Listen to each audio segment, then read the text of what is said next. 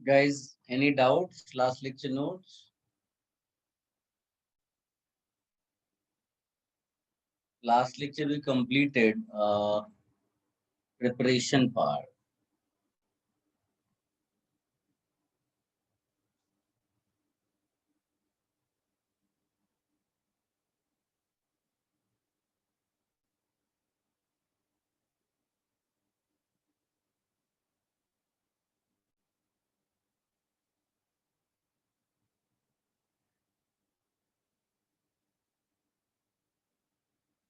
चलिए आज प्रॉपर्टीज करेंगे बेटा एल्केन्स की। प्रॉपर्टीज में एक्चुअली एक तो फिजिकल प्रॉपर्टीज हम बार बार नहीं करेंगे हर एक चैप्टर में। फिजिकल प्रॉपर्टीज का एक कॉन्सेप्ट हम लोग लर्न कर लेंगे। फिजिकल प्रॉपर्टीज में क्या क्या आ सकता है बेटा? फिजिकल प्रॉपर्टीज में बॉइलिंग पॉइंट आ सकता है, मेल्टिंग पॉइंट आ सकता है, सॉल्युबिलिटी आ सकता है, फिजिकल स्टेट आ सकता है, सॉलिड लिक्विड गैस कलर आ सकता है।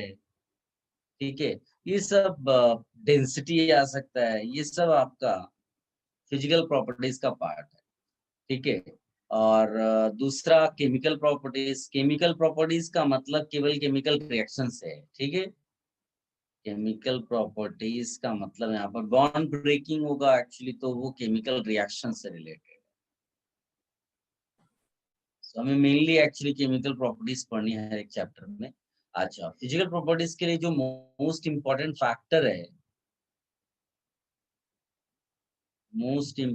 फैक्टर जो हम डील करते हैं वो इंटरमॉलिक्यूलर फोर्स।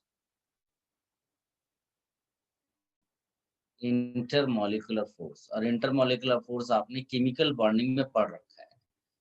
ठीक है, तो इंटरमॉलिक्यूलर फोर्सेस में आपका डाइपोल डाइपोल अट्रैक्शन मेनली इसमें आ जाता है। जो लोअर मॉलिक्यूल्स होते हैं,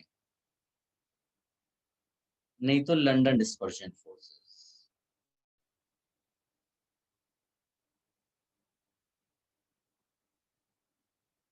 अगर आप रिकॉल करो तो वैंडोवल फोर्सेस बोलते हैं। और खास बात यह है कि वैंडरवॉल फोर्सेस जो है वो मॉलिक्यूलर मास के प्रोपोर्शनल होते हैं, और अगर मॉलिक्यूलर मास सेम है तो सरफेस एरिया। ठीक है, इतना पहले कॉपी कर लो, फिर मैं आपको और बताता हूँ।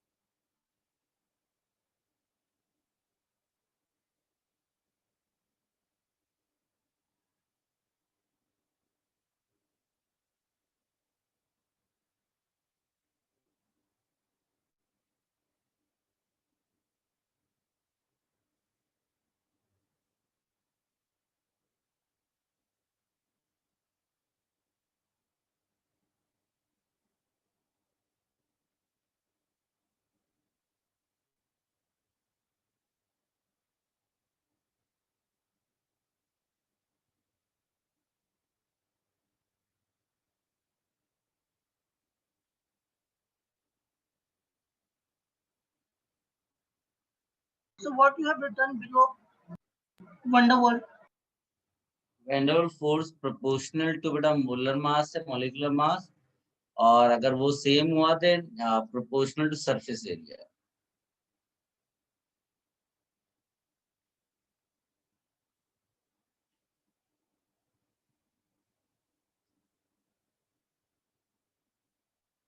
सो ये प्रॉपर्टीज किसके थे? ये फिजिकल प्रॉपर्टीज जनरल मैनर में बेटा, कोई भी चैप्टर होगा, किसी भी टाइप की कंपाउंड्स होंगे, ये फिजिकल प्रॉपर्टीज होती हैं। और वो डिपेंड किस पे करती हैं? इंटरमॉलिक्यूलर फोर्सेस पे mainly. Okay sir.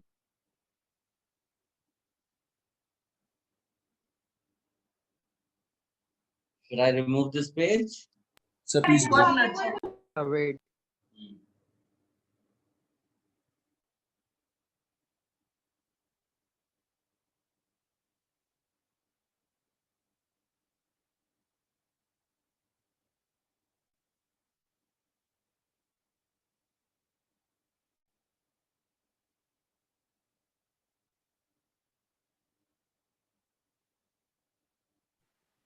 Surface area के ऊपर क्या लिखा है?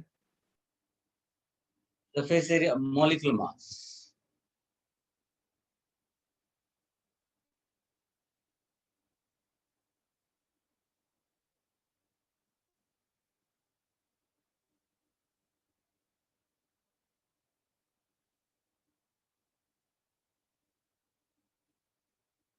सर ये नया चैप्टर स्टार्ट हो गया क्या? नहीं बेटा, प्रॉपर्टीज पढ़ रहे हैं ना हम लोग एल्केन्स की। अभी ओके तो सर। केवल प्रिपरेशन पढ़ी है।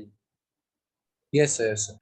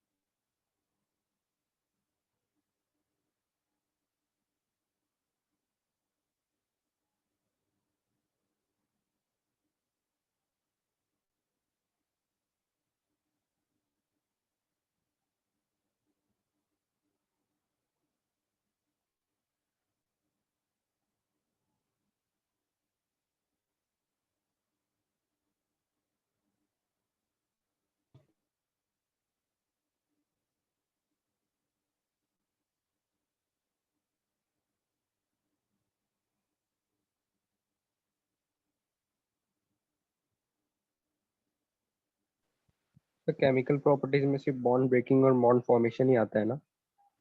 केमिकल बॉन्डिंग, केमिकल प्रॉपर्टीज में तो रिएक्शंस में बॉन्ड ब्रेक होगा तो नए प्रोडक्ट्स बनते हैं।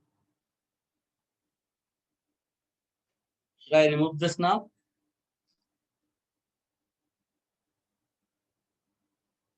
Yes, sir. अब मेन जो प्रॉपर्टी जिन पे हम सब कुछ डील करते हैं, देखिए बहुत सिंपल है। जैसे मैं अगर आपको सिंपल सा एग्जांपल दूं, जैसे I2 ले लेता हूं, है ना। फॉरगेट अबाउट अभी एल्केन्स का तो मैं नोट लिखाऊंगा, आपको जनरल वे में बता रहा हूँ। I2 ले लिया, Br2 ले लिया, Cl2 ले लिया, F2 ले लिया, तो जो वैन डर वाल फोर्स है ना, या आप लंदन डिस्पर्जन फोर्स बोल दें,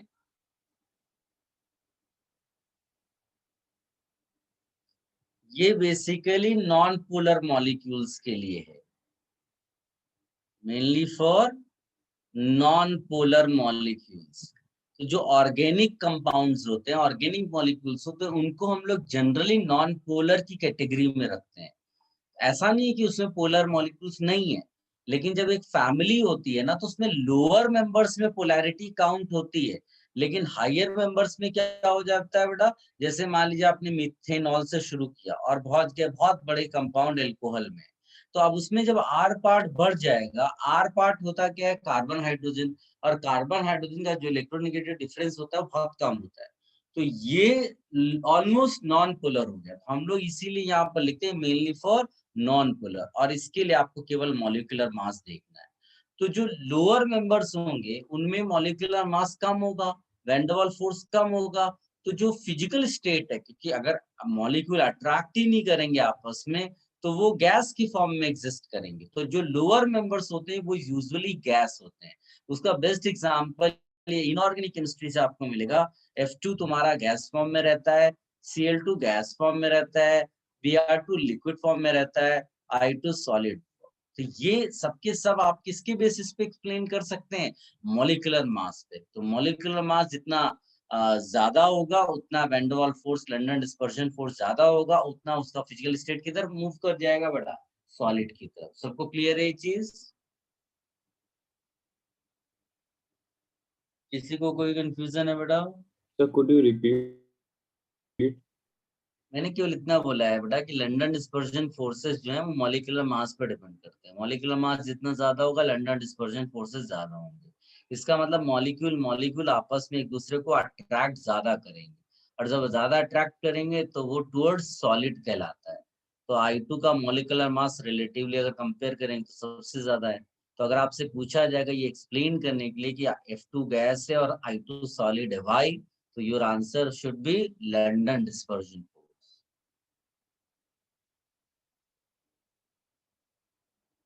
कॉपी कर लिया बेटा सबने? Yes, sir. अब सर इसमें एक मिनट, So wait, हम्म,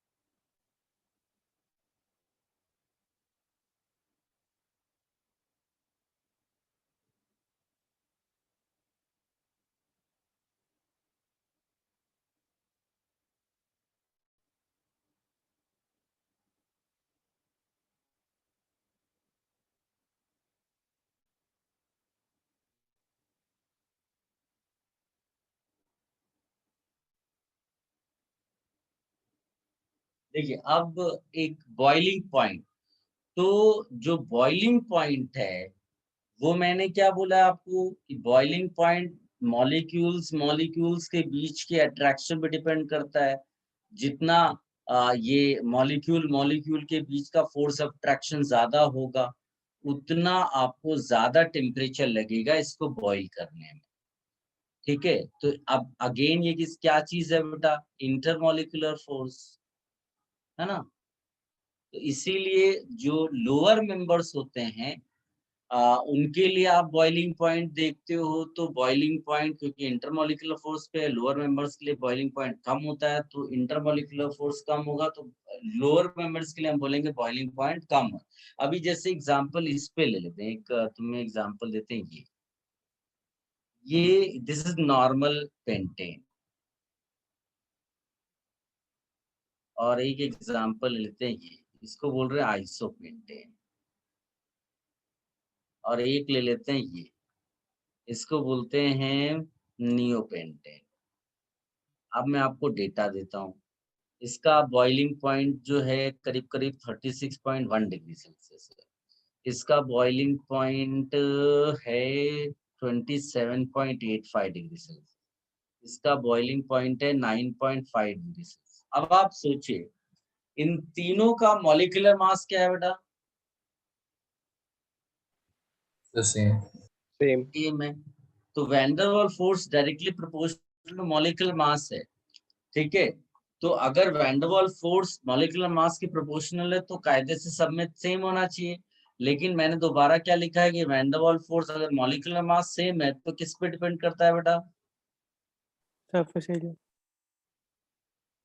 van der Waals force depend करता है सरफेस एरिया पे।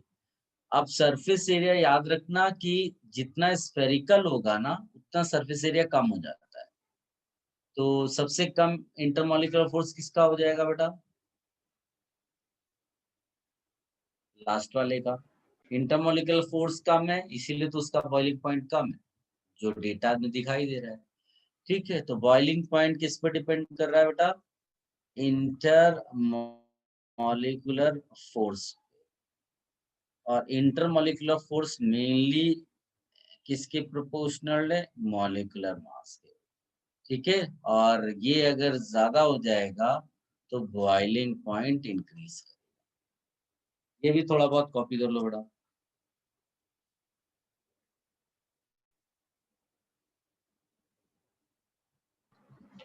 सर ये आपने सब कुछ बॉइलिंग पॉइंट पे लिखवाया है कि ऐसे ही जनरल? ये बॉइलिंग पॉइंट के लिए जनरल लिखा है। Okay sir. हम चैप्टर एल्केन पढ़ रहे हैं, लेकिन फ्यूचर में मैं आपको फिजिकल प्रॉपर्टीज का ज्यादा आइडिया नहीं दूंगा। Okay, sir.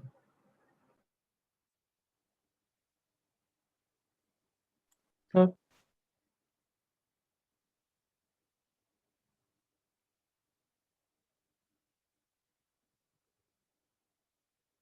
तो ज्यादा ब्रांचिंग होगी तो ज्यादा स्फेरिकल होगा ना कंपाउंड। ज्यादा ब्रांचिंग होगी तो ज्यादा स्फेरिकल हो जाएगा। ओके।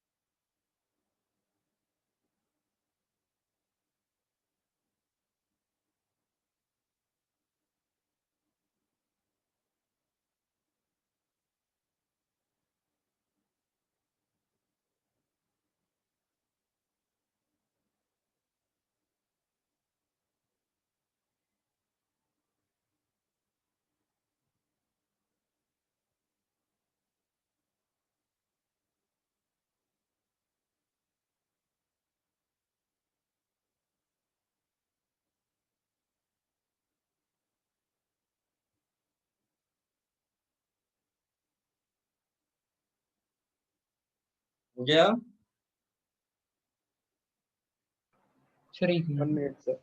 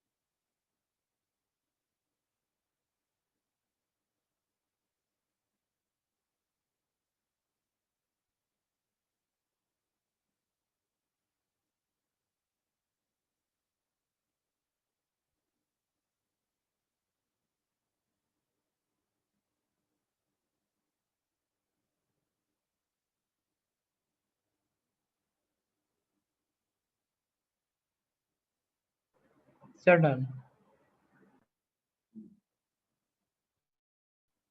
दूसरा इसमें आता है बेटा melting point. Melting point is little difficult, इसका प्रेडिक्शन भी डिफिकल्ट है बेटा। आंसर्स गलत होने के चांसेस आपके ज्यादा रहते हैं इसमें। इसमें जो मेन फैक्टर है, डोमिनेटिंग फैक्टर है, वो है सिमेट्री। एक्चुअली जो सॉलिड्स होते हैं उनके लिए पैकिंग बहुत इंपॉर्टेंट होती है। पैकिंग, आपने सॉलिड लिया, मॉलिक्यूल्स को पैक किया, तो जितना अच्छा पैक्ड होगा उतने गैप्स कम होंगे। ठीक, तो जितना पैकिंग बेटर होगा, और पैकिंग किस पर डिपेंड करेगा? सिमेट्री पे। मॉलिक्यूल जितना सिमेट्रिकल होगा उतना बेटर पैकिंग होगा, जितना बेटर पैकिंग होगा उतना मेल्टिंग पॉइंट ज्यादा हो जाएगा। ठीक, तो ये मोर सिमेट्रिकल, बेटर पैकिंग, या बेटर, मोर के बदले बेटर पैकिंग लिखेंगे, और उसका सीधा सीधा इफेक्ट यहाँ पर आ जाएगा मोर मेल्टिंग पॉइंट। ठीक है, मैं बार बार बोल रहा हूँ इतना आसान नहीं इसको निकालना, तो अगर इसके आंसर्स गलत भी हो जाते हैं ओके, वो धीरे धीरे कई क्वेश्चंस प्रैक्टिस होंगे तो उसके हिसाब से आपको याद होना शुरू हो जाएगा। अब इसमें एक बड़ा सिंपल सा एग्जांपल उसमें आप देख लो, ये है एक पॉपुलर सिस ब्यूटुइन, और एक है ये ट्रांस ब्यूटुइन। तो इसमें अगर आप देखोगे ये डबल बॉन्ड दिया हुआ है, इस डबल बॉन्ड के रिस्पेक्ट में जब आपने देखा तो एक तरफ पूरा का पूरा मास आ रहा होगा, और इसमें क्या यूनिफॉर्म डिस्ट्रीब्यूशन इस डबल बॉन्ड के रिस्पेक्ट में मास का। तो अगर तुमसे पूछा जाएगा इन दोनों में सिमेट्रिकल है कौन सा है, तो हम बोलेंगे trans is more symmetrical here. Trans is more symmetrical here. Trans is more symmetrical, और जिसका सिमेट्री ज्यादा अच्छी होगी उसका मेल्टिंग पॉइंट ज्यादा हो जाएगा। लेकिन अगर आपसे डाइपोल मोमेंट पूछा जाएगा तो यहाँ डाइपोल मोमेंट्स कैंसल आउट हो जाते हैं। ठीक है, तो डाइपोल मोमेंट जो है वो सिस के लिए ज्यादा है, और अगर डाइपोल मोमेंट ज्यादा होगा तो डाइपोल डाइपोल फोर्स ज्यादा होगा। और डाइपोल डाइपोल फोर्स क्या है? इंटरमोलिकुलर फोर्स, और इंटरमोलिकुलर फोर्स बढ़ने से क्या बढ़ जाता है बेटा? Boiling point. तो बॉइलिंग पॉइंट किसका ज्यादा है? सिस का। तो ये ऐसा एग्जांपल आपके सामने है कि जिसमें बॉइलिंग पॉइंट का अलग आंसर है और मेल्टिंग पॉइंट का अलग आंसर है, और ये दिखाने के लिए कि दोनों में फैक्टर जो है वो एक जैसा वर्क नहीं कर रहा है। मेल्टिंग पॉइंट के लिए डोमिनेटिंग फैक्टर कौन है? सिमेट्री, पैकिंग, और बॉइलिंग पॉइंट के लिए intermolecular force. Is it clear? Yes sir.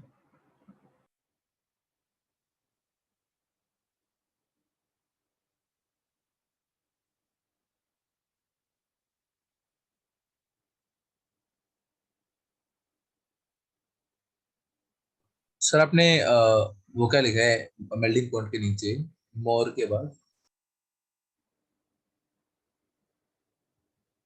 कहाँ पर? सर मेल्टिंग पॉइंट के नीचे सम मेन फैक्टर के ऊपर मोर के बाद। मोर ये यस सर, यस। कुछ नहीं, वो केवल ये दिखाने के लिए था more melting point. Okay. Better packing मतलब मोर मेल्टिंग पॉइंट।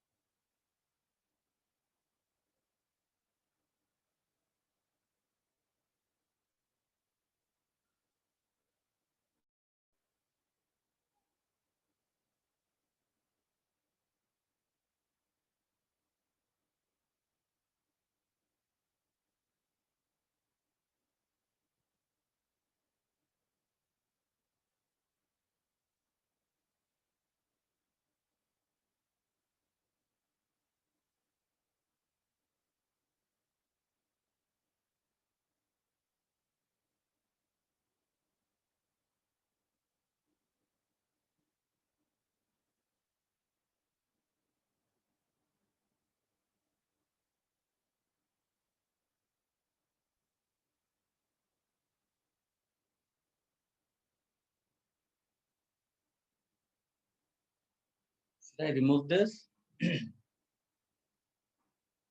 Sir, एक minute. So 1 minute.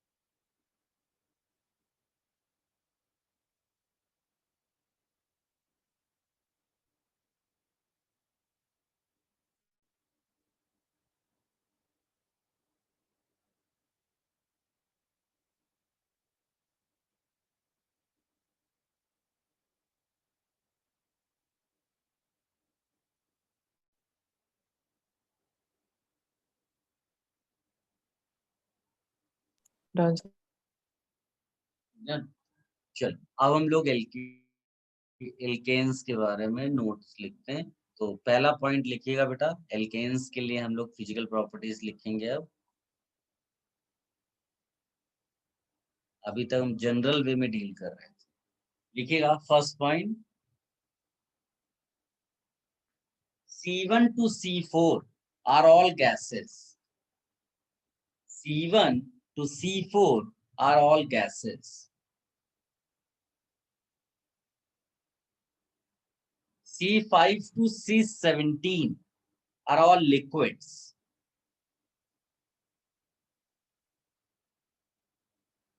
C18 and higher are all solids.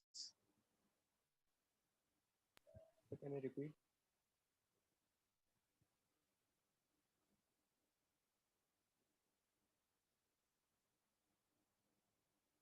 C1 to C4 are all gases. C5 to C17 are all liquids. C18 and higher are all solids. सबने लिख लिया बेटा?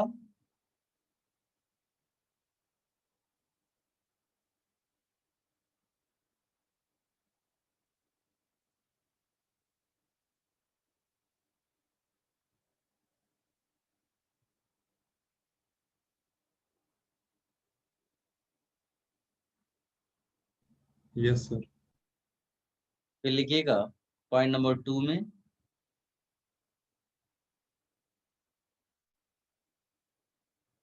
all are colorless and odorless.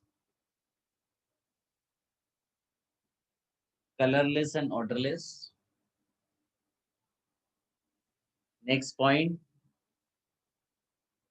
Next point is regarding boiling point. लिखिएगा, symmetrical alkanes like methane, ethane are non-polar. Symmetrical alkanes like methane, ethane are non-polar and have zero dipole moment.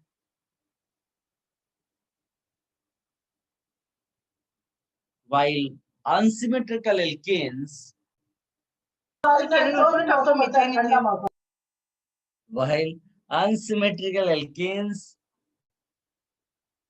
have little dipole moment.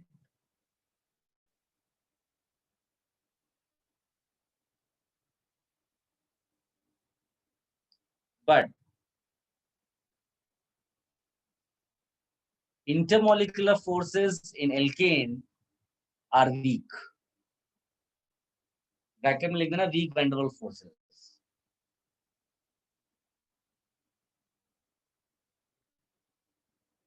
Sir, but Can you intermolecular repeat the forces. last line?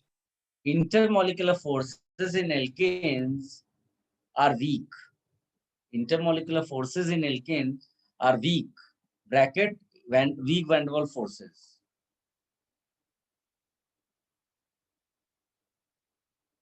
This is the reason. This is the reason why alkanes have low boiling point. This is the reason why alkanes have low boiling point relative to other functional group, while relative to other functional group compounds.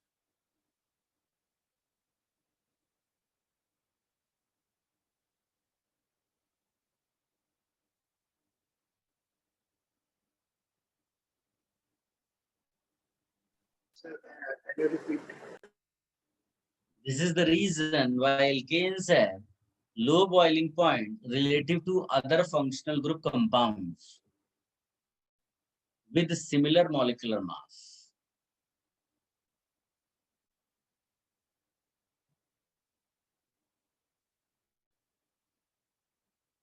With similar molecular mass.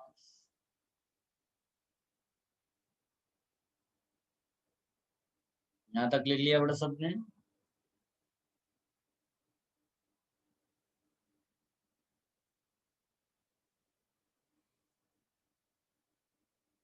Boiling point generally increases by 20 degrees Celsius to 30 degrees Celsius.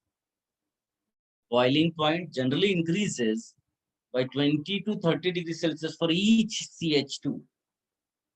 For each CH2.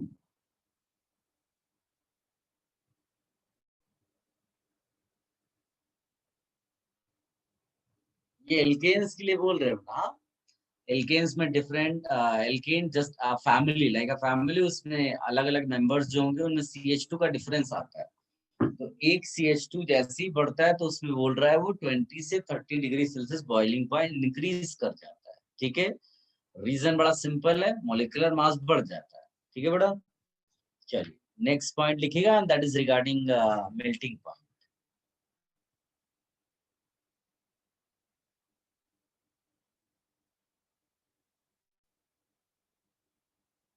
Sir आपने by how much amount बोला था, मैंने note down नहीं किया. By 20 to 20 to 30 degrees Celsius. Okay sir, thank you. Are you ready for melting point? Yes. Yes, sir. देखिएगा, melting point of straight chain alkanes. Melting point of straight chain alkane increases with increase in molecular mass. Melting point of straight chain alkanes increases with increase in molecular mass, but not in a regular manner. Sorry, sir. Can you repeat this point again? Melting point of straight chain alkenes increases with increase in molecular mass, but not in a regular manner.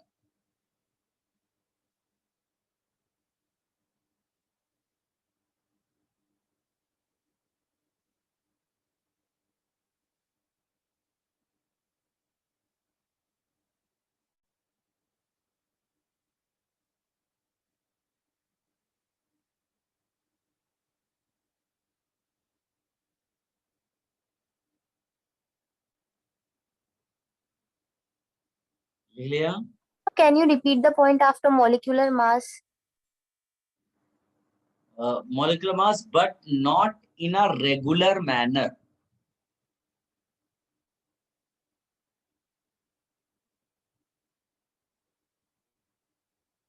Increase is more.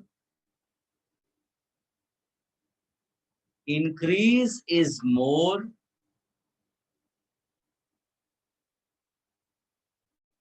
Increase is more when number of carbon atoms changes from odd number to even number. Increase is more when number of carbon atoms changes from odd number to even number. जैसे आप C9 से C10 पे जाते हो तो ये melting point का difference यहाँ से पता चलता है, और C10 से जब आप जाते हो C11 पे तो आपको ये यहाँ से डिफरेंस आता है. तो वो इसकी बात कर रहा है बेटा. तो आप ये फर्दर कंटिन्यूएशन लिख लेना. Increase is less when it is even number two odd number.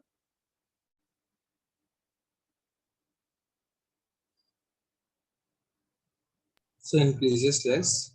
Increase is less when it changes from even number to odd number.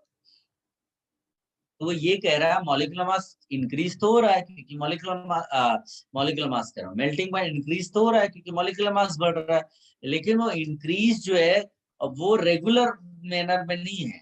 वो बिकॉज मेल्टिंग पॉइंट का रीजन जो है वो पैकिंग होता है. तो जैसे ही पैकिंग अच्छी हो जाती है मेल्टिंग पॉइंट जो है बढ़ जाता है ज्यादा। जैसी पैकिंग थोड़ी खराब हो जाती है, मेल्टिंग पॉइंट जो है इंक्रीज होता है, लेकिन उतना नहीं होता है। मॉलिक्यूलर मास बढ़ रहा है इसलिए इंक्रीज हो रहा है, लेकिन उतना नहीं बढ़ता है जितना अच्छी पैकिंग पे बढ़ेगा। आई होप आप समझ पा रहे होंगे, बाकी आप एनालाइज कर लेना बाद में। लिख लिया बेटा सबने, हटा दें इसको। Yes sir. सर वो C9 का -54 लिखा है ना आपने? हाँ बेटा -54।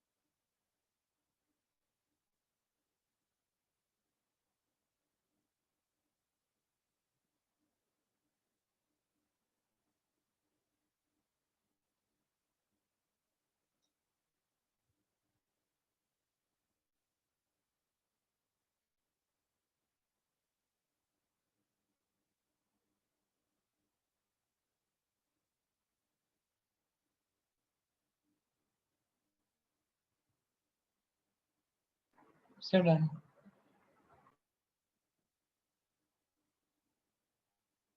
नेक्स्ट यहाँ पर लिख लीजिएगा एक छोटा सा पॉइंट डेंसिटी के लिए भी।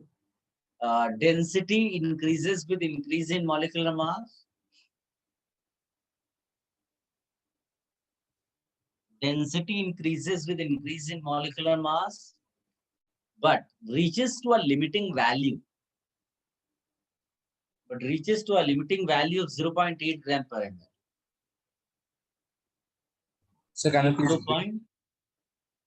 Density increases with increase in molecular mass, but reaches to a limiting value. Limiting value is 0.8 gram per ml.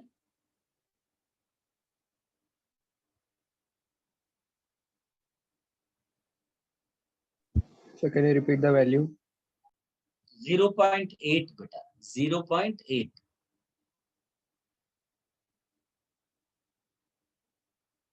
ठीक है। नेक्स्ट पॉइंट इसी में लिख लेना बड़ा, solubility. Alkanes are mostly non-polar. Alkanes are mostly non-polar. And since like dissolves like, ये statement chemical bonding से पढ़ते आ रहे होंगे आप लोग। like dissolves like मतलब पोलर चीजों के लिए polar solvent and non polar चीजों के लिए नॉन पोलर सॉल्वेंट। तो since like dissolves like, alkanes are more soluble in non-polar solvents. Alkanes are more soluble in non-polar solvents. लिख लिया बड़ा सबने? Yes sir. चल, ये हो गया फिजिकल प्रॉपर्टीज का डिस्कशन। अब हम स्टार्ट करेंगे chemical properties of alkanes.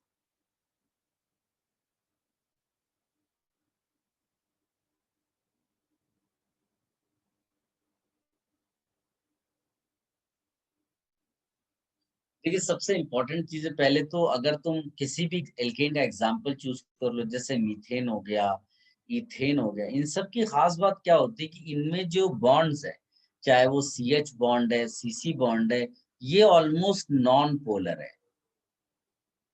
Non polar. अगर तुम्हें GOC का लेक्चर या फिर रिएक्शन मैकेनिज्म का लेक्चर याद हो, तो उसमें मैं ये बोलता था हमेशा कि A और B अगर कोई सबस्ट्रेट AB है तो उसमें सेंटर्स होते हैं डिफरेंट इलेक्ट्रॉन डेंसिटीज वाले। जो रिएजेंट होता है वो या तो इलेक्ट्रॉन सीकर होगा या इलेक्ट्रॉन डोनर होगा, ये उसका अपना कैरेक्टर होता है। और अगर सामने उसको कोई साइट्स दिखाई देंगी, centres of different electron densities, तो वो उन पे अटैक करता है।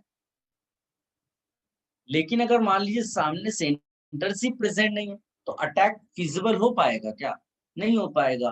तो आप चाहे एसिड ले लें, चाहे बेस ले लें, न्यूक्लियोफाइल ले लें, इलेक्ट्रोफाइल ले लें, ज्यादातर के साथ जो एल्केन्स है वो क्या है बेटा? Non reactive. Almost non reactive, unreactive. तो इसीलिए हम लोग एल्केन पैराफिन्स, पैराफिन्स का मतलब होता है लिटिल रिएक्टिविटी, समझे ना? तो रीजन आप समझ गए होंगे कि इनकी रिएक्टिविटी खराब क्यों है। अब दूसरी चीज देखिए, कई बार क्या होता है, ये जो है बड़े प्यार मोहब्बत से रिएक्शन हो रही है। प्यार मोहब्बत का मतलब इधर प्लस दिखा, उधर माइनस है, इसके पास रिएक्शन शुरू हो गई, बॉन्ड ब्रेक हो गया, वगैरह वगैरह। इसको बोलते हैं, समझ लो कि कोई बच्चा पढ़ाई लिखाई नहीं करता, तो थोड़ी काउंसलिंग की जाती है, प्यार से बात करते हैं, उसको कन्विंस करते हैं कि पढ़ाई लिखाई क्यों जरूरी है। अब मान लीजिए कोई ऐसा बच्चा है जो बिल्कुल ही एकदम वो उस पे आ गया कि नहीं हम तो पढ़ाई नहीं करेंगे, कुछ भी हो जाए, तो फिर जो घर पे मम्मी पापा होते हैं वो अपना दूसरा वो दिखाते हैं उनको, तो वो सुबह शाम पिटाई होती है, तो उसको बोलते हैं एनर्जी सप्लाई करना। तो दूसरे तरीके से भी रिएक्शन यहाँ पर करवाई जा सकती है, और वो है with the help of energy, high temperature, presence of light, ये दूसरा तरीका है। तो जो एल्केन्स की ज्यादातर रिएक्शंस तुमको देखने को मिलेंगी ना, वो फ्री रेडिकल मैकेनिज्म होगी, गैस फेज वाली, क्योंकि आपने ज्यादा एनर्जी वाली रिएक्शन। लेकिन ऐसी रिएक्शंस को जो है उतना हम उसको आप ये मानकर चलो कि फेवर नहीं करते, हम वो रिएक्शंस कराते नहीं है इंडस्ट्रियल लेवल पे उतनी, क्योंकि एनर्जी कंजम्पशन ज्यादा हो जाता है। तो ज्यादा अच्छा हो कि अगर किसी तरह से पोल्स क्रिएट हो और उसके बाद उस पर अटैक हो, यानी तुम्हारे साथ भी वही है कि पढ़ाई लिखाई ज्यादा अच्छा हो कि सिंपल प्यार मोहब्बत और कन्विंसिंग वे में हो, रादर देन पिटाई करो। इसको आप कॉपी कर लो बेटा फटाफट।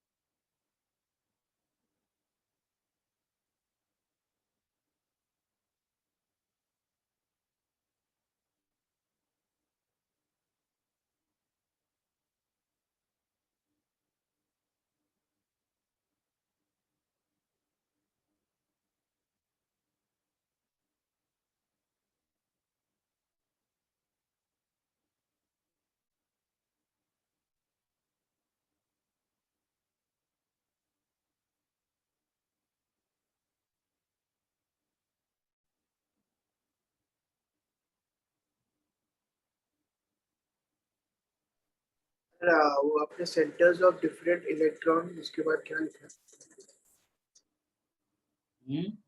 Centres of different electron densities.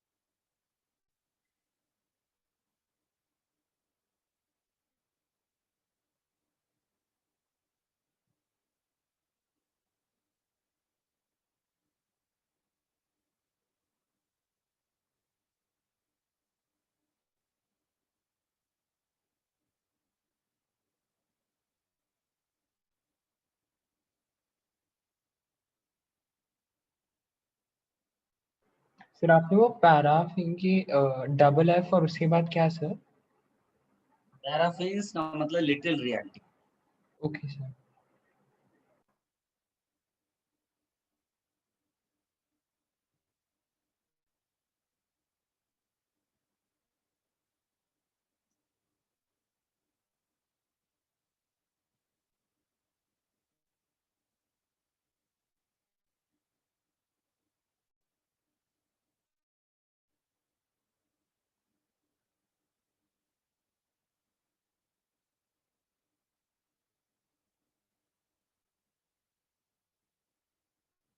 Done sir.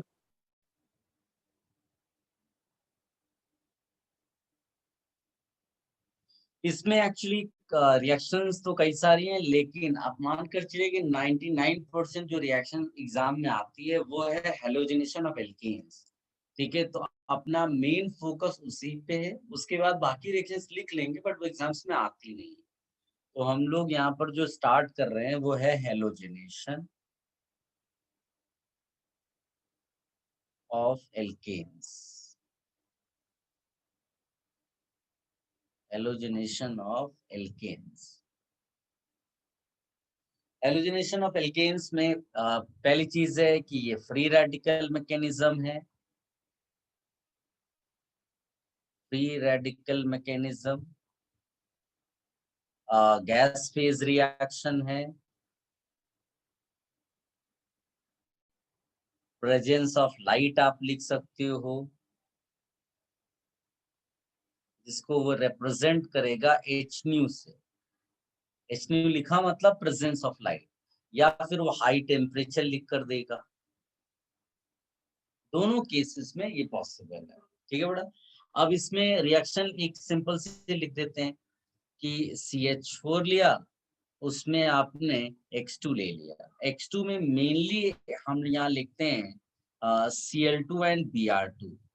होता क्या है कि जो रिएक्टिविटी का ऑर्डर है वो है F2 greater than Cl2 greater than Br2 greater than I2।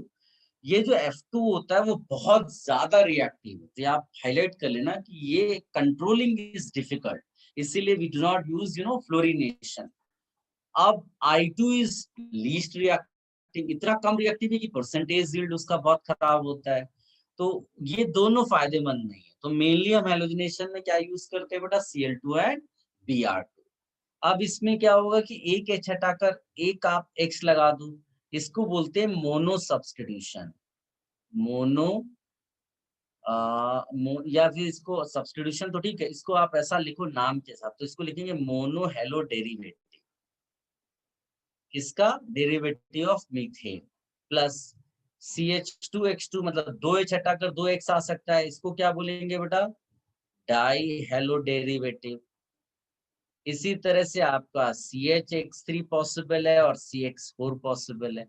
तो आपको यहाँ पर मिक्सचर ऑफ प्रोडक्ट्स मिलते हैं, मिक्सचर ऑफ प्रोडक्ट्स।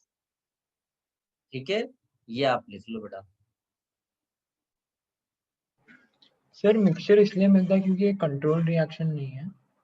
अनकंट्रोल्ड वे में जाता है और सारा सब्स्टिट्यूशन फिजिबल है। Okay sir. और सर आपने सिर्फ Cl2 और Br2 क्यों बोला, आप एक बार वापस बता सकते हैं? F2 जो होता है बहुत ज्यादा रिएक्टिव होता है, तो कंट्रोलिंग इज डिफिकल्ट, और I2 लीस्ट रिएक्टिव होता है, percentage yield poor. Okay sir.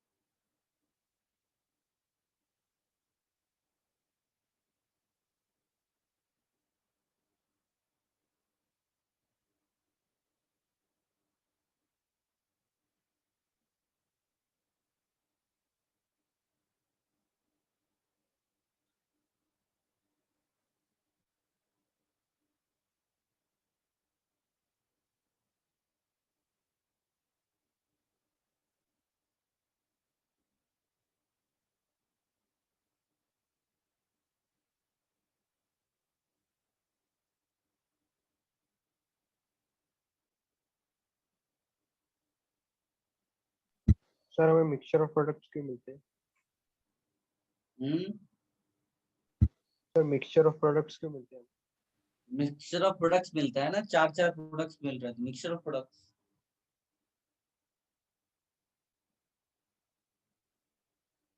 Should I remove this? Sir, 1 minute. Sir wait,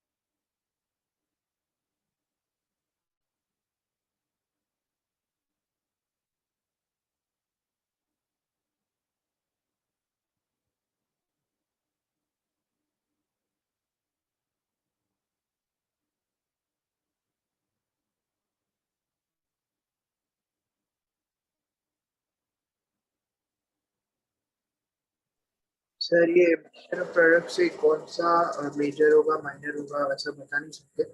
अभी मैं लिखाता हूँ सर।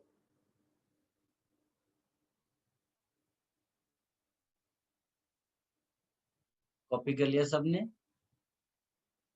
Yes sir. अब इसमें सबसे पहले तो मैकेनिज्म लिखते हो, ऑल्दो मैकेनिज्म प्रीवियस उतना कुछ आता नहीं है। आपने एक नाम सुना होगा चेन रिएक्शन करके, आजकल तो गेम भी चलते हैं इस पे। चेन रिएक्शन का मतलब ये है कि एक बार वो स्टार्ट हो जाएगा तो फिर वो जब तक सब कुछ खत्म नहीं हो जाता है वो चलता रहता है।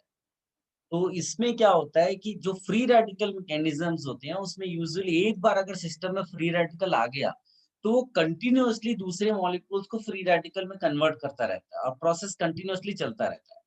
तो जैसे इसमें जो स्टेप 1 है उस पे देखो। स्टेप 1 में क्या होगा कि प्रेजेंस ऑफ तुम्हारी लाइट है, तो लाइट या हीट की प्रेजेंस में जो बॉन्ड ब्रेकिंग होता है ना वो होमोलिटिक होता है, यानी कि आप हुक लाइक स्टाइल में इसको ऐसा ब्रेक कर दोगे। ये तो एक ऐसा आप Cl फ्री रेडिकल, यहाँ पर 2 मॉलिक्यूल्स लिखेंगे तो यहाँ इसको बोलेंगे क्लोरीन फ्री रेडिकल। ये सिस्टम में फ्री रेडिकल आ गया, ठीक है, तो ये समझ लो कि ये इनिशिएट हो गया प्रोसेस, इसको बोलेंगे इनिशिएशन स्टेप। ये खतरनाक स्टेप शुरू हो गया। अब ये करेगा क्या Cl फ्री रेडिकल, ये जैसे ही मीथेन के कांटेक्ट में आएगा ये Cl फ्री रेडिकल इस H को इन्फ्लुएंस करेगा और ये फिर यहाँ पर आपको होमोलिटिक क्लीवेज दिखाई देगा। तो आप इसको ऐसे सोचो कि CH3 फ्री रेडिकल एक जनरेट हुआ और यहाँ पर HCl बन गया। अब ये जो CH3 फ्री रेडिकल है ये कहीं ना कहीं किससे कोलाइड कर जाएगा, Cl2 से कोलाइड कर जाएगा, और अगर Cl2 से कोलाइड हुआ तो ये Cl को इन्फ्लुएंस करेगा और यहाँ क्लीवेज इस तरह से होगा। आप ऐसा सोचो कि ये, पहले मैं इसको बना देता हूँ। आप ये जो आपने इनिशियली Cl फ्री रेडिकल बना वो केवल इनिशिएट करने के लिए, बाद में आपको H की जरूरत ही नहीं पड़ रही है। आप देखो तो ये Cl फ्री रेडिकल यहाँ जनरेट होगा, यहाँ आने का मतलब ये यहाँ यूज होगा और ये होने के बाद CH3 फ्री रेडिकल यहाँ पर यूज होगा। तो ये कंटिन्यूसली साइक्लिक वे में प्रोसेस चलता रहेगा चेन के फॉर्म में। कब तक चलता रहेगा, जब तक कि सब कुछ खत्म नहीं हो जाता। सब कुछ का क्या मतलब, Cl2 सारे मॉलिक्यूल्स, मीथेन सारे मॉलिक्यूल्स, ठीक। अब आता है लास्ट, इसको बोलते हैं chain propagation, chain propagation step.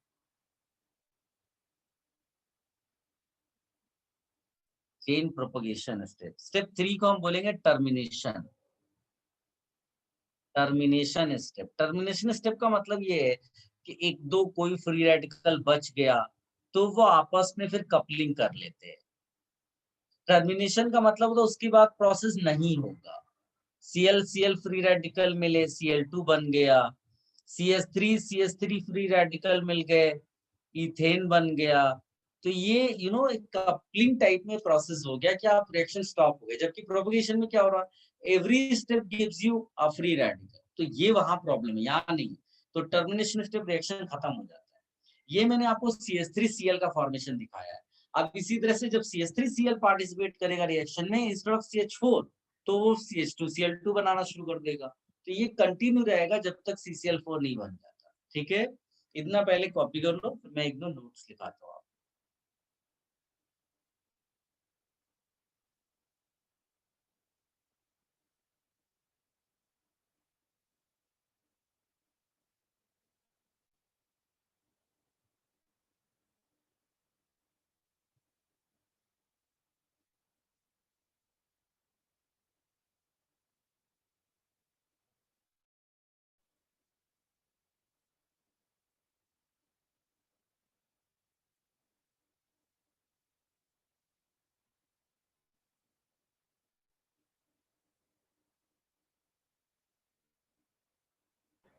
Sir आप टर्मिनेशन स्टेप एक बार वापस बता सकते हैं?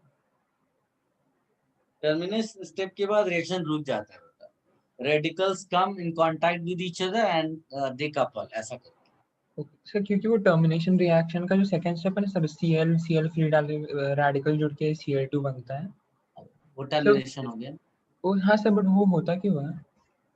दो रेडिकल आपस में वर्ज रिएक्शन में कंबाइन होगा ना, हाँ ओके सर। बॉन्ड बनाने के लिए। अनस्टेबल नहीं रह सकते ना, या तो उनको कोई ऐसा हो जिन पर वो अटैक कर लें जा करके, लेकिन वो अटैक जिन पे करते थे वो खत्म हो गए। Yes sir.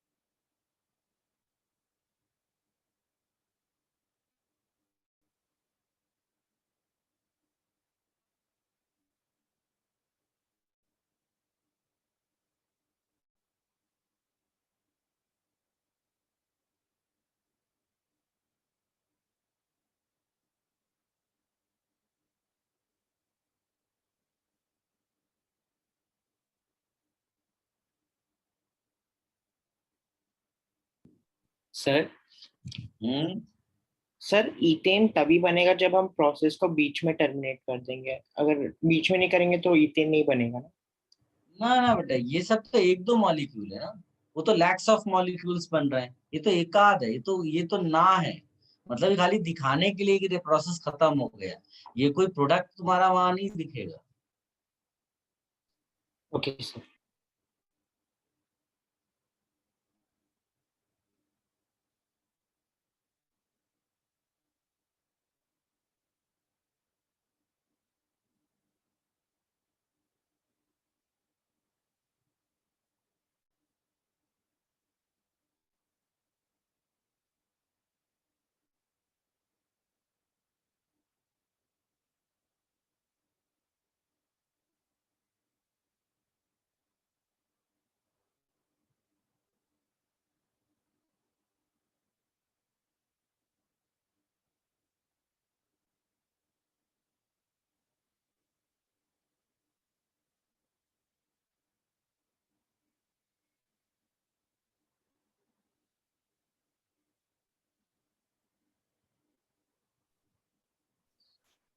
सर अगर हम लोग स्टेप 1 में जहाँ पे ये Cl का होमोलिटिक फ्यूजन हो रहा है, वहाँ पे अगर डायरेक्टली CH3 डाल देते तो स्टेप 2 की जरूरत नहीं होती ना? कहाँ डाल देते बेटा? सर स्टेप 1 में क्या डाल देते? तो CH4 तो स्टेप 2 डायरेक्टली हो जाता है मतलब वो जरूरत नहीं थी ना स्टेप 2 की। मैं तुम्हारी बात समझ नहीं पा रहा हूँ। CH4 और Cl2 साथ में डाले जाते हैं HNU की प्रेजेंस में। तो सर हम लोग ने अलग अलग स्टेप क्यों लिखे उसके लिए? क्योंकि इनिशिएट Cl2 से होता है प्रोसेस। अच्छा ठीक है। सर मेरे को लगा दोनों मान एक लो ही साथ हो रहे थे इसलिए। मान लो एक ग्रुप में तुम्हें झगड़ा करवाना है, तो इनिशिएट करने के लिए तुम्हें कोई ऐसा ढूंढना पड़ेगा ना जिसको ज्यादा जल्दी से आसानी से कन्विंस करके भड़का करके अपना प्रोसेस शुरू करवा दिया। तुमने तो आग लगा दी, अब वो जाकर के दूसरे को मारेगा, वो दूसरा तीसरे को मारेगा। इस तरह प्रोसेस चेंज चलता है।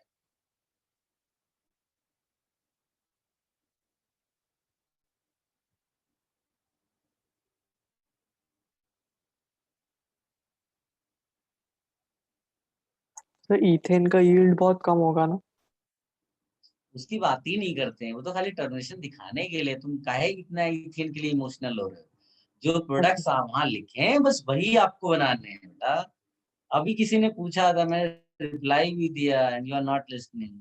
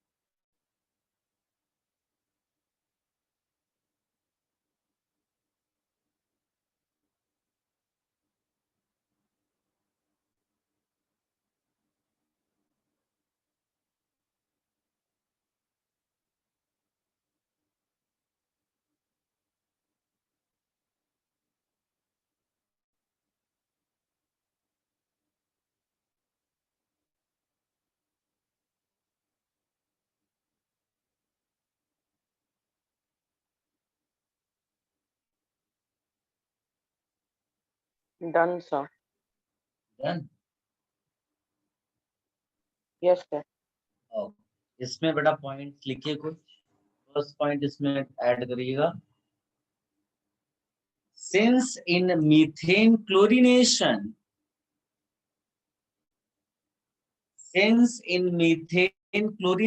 क्लोरीनेशन मतलब हेलोजिनेशन हो सकता है जनरल मैनर में। Since in methane chlorination we get a mixture of products,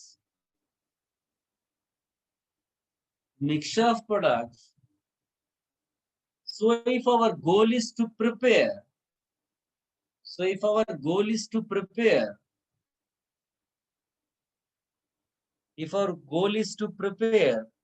CH3Cl as major product, CH3Cl as major product, then we use methane in large excess. Excess मतलब इसको use करते हैं large amount में. तो आपका CH3Cl major होता है. बड़ा ध्यान से सुनना. अगर तुमने ये लिया तो होगा क्या कि अगर मान लीजिए एक मॉलिक्यूल मीथेन का है और Cl2 से रिएक्शन करके उसने CH3Cl बना दिया, तो CH3Cl जब तक Cl2 से रिएक्शन नहीं करेगा CH2Cl2 नहीं बन सकता. लेकिन Cl2 के कंपैरिजन में CH4 बहुत ज्यादा है, यानी हर एक Cl2 मॉलिक्यूल बहुत सारे CH4 से सराउंडेड होगा. तो it will not be easy for Cl2 to attack CH3Cl. वो किससे आसानी से रिएक्शन करना शुरू कर देगा? मीथेन से. क्या सबको मेरी बात समझ में आ रही है बेटा? सर एक बार वापस बता सकते हैं? बिल्कुल दोबारा बता रहा हूं मैं आपको कि हमने CH4 को ज्यादा अमाउंट में ले लिया ये बताने के लिए कि CH3Cl मेजर बनेगा. उसका रीजन क्या है कि Cl2 इस CH4 से लगातार सराउंडेड रहेगा. CH4 बहुत ज्यादा अमाउंट में है, तो Cl2 जो है कभी भी CH3Cl पे अटैक ही नहीं कर पाएगा. और CH3Cl पे अटैक नहीं होगा तो CH2Cl2 कैसे बनेगा? ठीक है, ये सिंपल.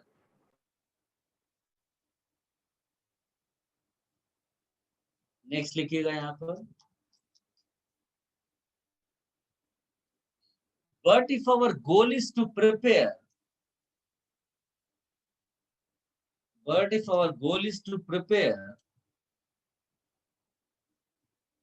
CCl4 as major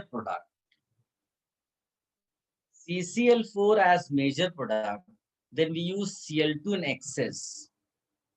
उल्टा कर दो, इसको एक्सेस में ले लिया, तो जब तक ये रहेगा लगातार बने हुए प्रोडक्ट पे अटैक होता रहेगा. यानी आपके लिए CCl4 या CH3Cl बनाना तो आसान है, but it is not possible for you to control वो जो बीच के प्रोडक्ट्स हैं CH2Cl2 एंड CHCl3. ठीक है ना? तो ये भी आप लिख लो.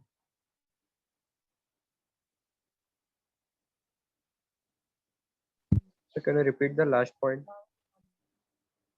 मैंने बोला कि but if our goal is to prepare CCl4 as major product, we use Cl2 in excess.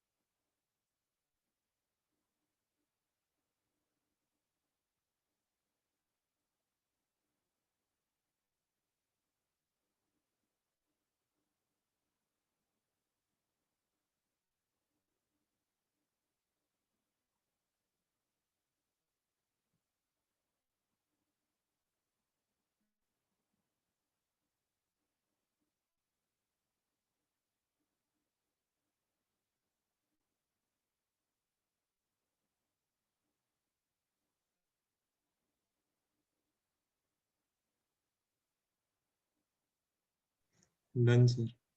Next point लिखिएगा. Direct fluorination is usually explosive, so it is not used.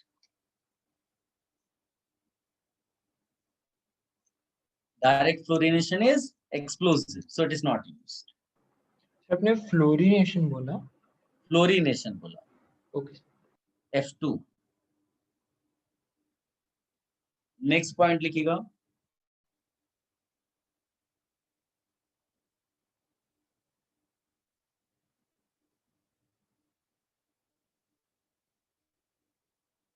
Iodination is a reversible process. Iodination is a reversible process. but it may be carried out in the presence of an oxidizing agent.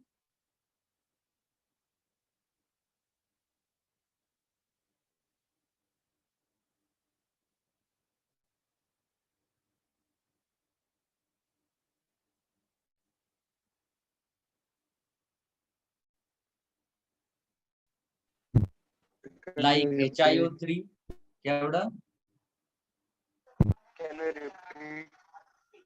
Iodination is a reversible process, but it may be carried out in the presence of an oxidizing agent like HiO3, HNO3, HgO, etc.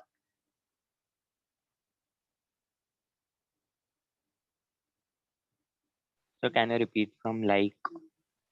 Like HiO3, HNO3, HgO, etc.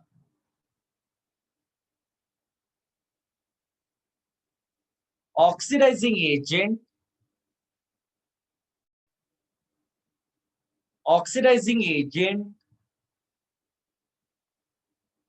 reacts with Hi. Oxidizing agent reacts with Hi and destroys it. Oxidizing agent reacts with Hi and destroys it. This way, reaction moves in the forward direction. This way, the reaction moves in the forward direction.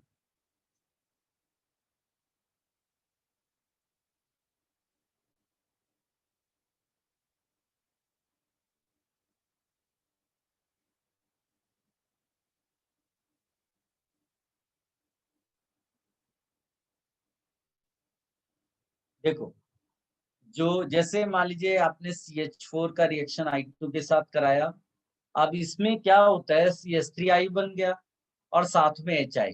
क्या तुमको याद है alkene, अभी preparation method में मैंने लिखाया था कि एल्काइल आयोडाइड, उसका रिएक्शन अगर HI से हो जाए तो एल्केन बन जाता है। Can you recall? Last lecture में ही किया था। Yes, sir. तो ये HI होता है ना, it's a very good reducing agent. तो ये रिएक्शन बैकवर्ड डायरेक्शन में ले जाने की इसकी टेंडेंसी बहुत ज्यादा है। तो आप क्या करते हो, आपने क्या किया, आपने HI को बोला कि भाई ऐसा कर, तू आकर के HiO3 से रिएक्शन कर ले और उस CH3I को छोड़ दे। तो ये जो HI, इसका काम तो रिड्यूसिंग एजेंट का है, ये रिड्यूस करना है इसको। HiO3 जो है बेटर ऑक्सीडाइजिंग एजेंट है CH3I के कंपैरिजन में।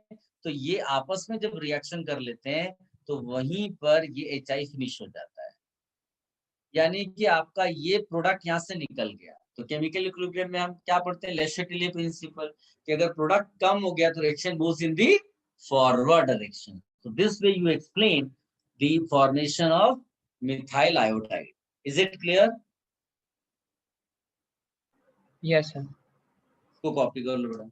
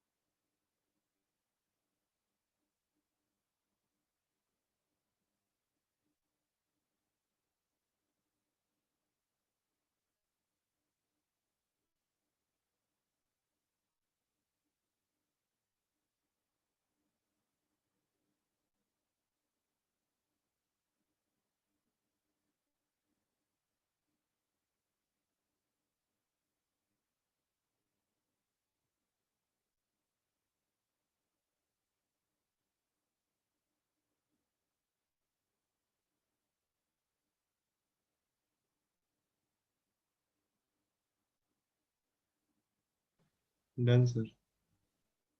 नेक्स्ट पॉइंट लिखो बेटा उसमें, oxygen O2, oxygen O2 acts as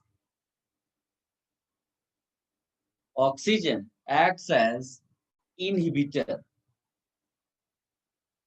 Oxygen O2 acts as inhibitor that slows down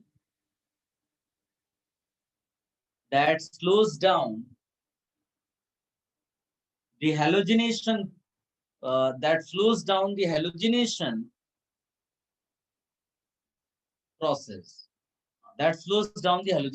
process. Full stop. A small amount of oxygen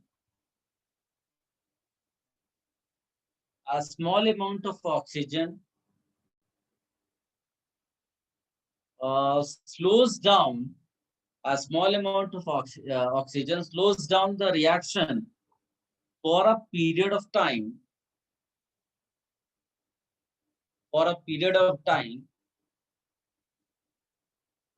which depends upon the amount of oxygen present. Oxygen acts as inhibitor that slows down the halogenation process. A small amount of oxygen slows down the reaction for a period of time which depends upon the amount of oxygen present. यहाँ तक सबने लिख लिया बेटा?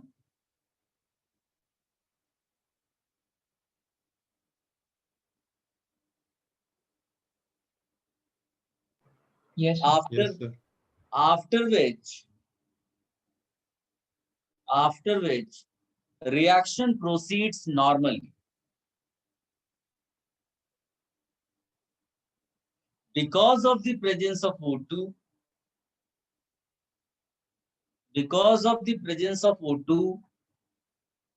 a new free radical is formed. Because of the presence of O2, a new free radical is formed, which is much less reactive. Because of the presence of O2, a new free radical is formed, which is much less reactive than methyl free radical.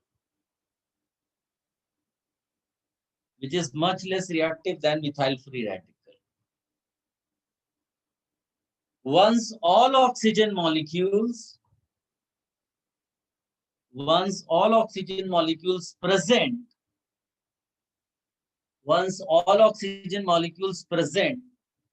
get combined with methyl radicals, the reaction proceeds normally. लिख लिया बेटा सबने? Sir, can you repeat the last point? I said once all oxygen molecules present get combined with methyl radicals, the reaction proceeds normally.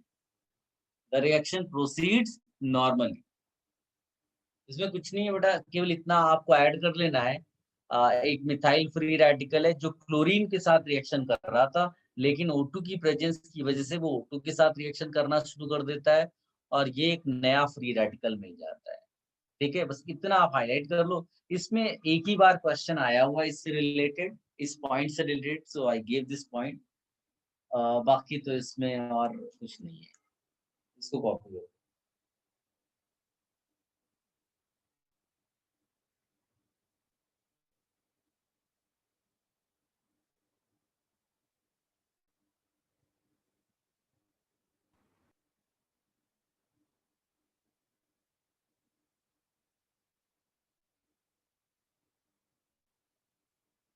Next lecture में बेटा हम लोग ये क्या बोलते हैं, इसका जो ऑप्टिकल आइसोमेरिज्म का स्टीरियोकेमिस्ट्री वो इन्वॉल्व करेंगे इस पे, और जितने भी मोनोक्लोरो डेरिवेटिव्स का क्वेश्चंस है, जितने भी बन सकते जिस टाइप से, वो सब डिस्कशन है। ऑल्दो उसका कई बार पहले भी डिस्कशन किया हुआ है, और नेक्स्ट लेक्चर में उसको और करेंगे। ठीक है, Thank you, sir. Bye, sir. Thank you.